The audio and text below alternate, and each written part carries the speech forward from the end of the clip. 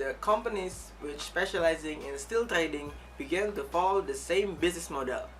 It is then followed by a merge in the former family group with the addition of the Sumitomo Corporation, which then gives birth to the Sogo Shosha framework in the early 1960s high growth period. So what is their distinctive business model? The business activity of Sogo Shosha is adaptive, following the changes in society and its socio-economic needs. This can be seen in the 1960s with the urban development and housing. Also in the 1980s with the emergence of biotechnology and information technology. Their strength also lies in their massive networks and relation for approximately 100,000 business partners from all over the world and fields. Now we're going to see Sogo Shosha through the lens of bolding triangle. But first, what is bolding triangle? Let's ask Gabriel from the past. Triangle was created by Kenneth. The word bolding as a method of understanding the relation between market, civil society, and the state. Thank you, Gabriel from the past. So, Sogo Shosha encapsulates the interaction and exchange between companies and government and the policy outputs, which at the time heavily focused on industrialization and rebuilding Japan.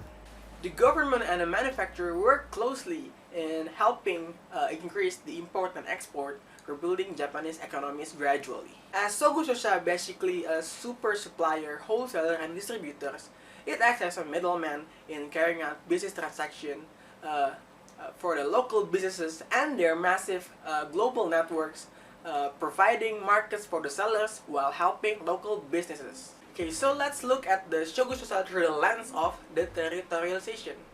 So the practices of Sogo Shosha itself emerged from the liberalization of the Japan's private trading company, in which liberalization is what allowed them to form partnership to distribute and to connect businesses all over the world.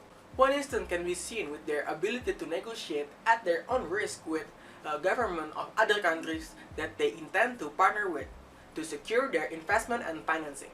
So according to the book Economic Reform for Global Competitiveness, universalization is the last stage of globalization, in which it acts as a way to communicate businesses as international trade currencies and as a standard of global trading. So essentially, universalization is a last stage in which national boundaries have been removed that separates countries' diversities and peculiarities that allows businesses to transcend the quality of life and economies. Sogo Shosha utilizes universalization in expanding their business catalog, diversifying their business into other fields as mentioned before. For example, with the growing trends of biotechnology, Sogo Shosha views this as an opportunity, investing around 10 billion yen in venture fund, establishing the Summit Pharmaceutical International Corporation that involved in the cutting-edge technology and breakthrough research. Sogo Shosha adheres to the Western views and beliefs that the quality of life could be improved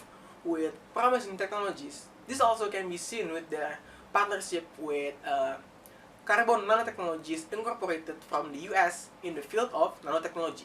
So that's the answer to the questions from the final exam regarding Sogo Shosha through the lens of the bolding triangle and through the theory of the territorialization.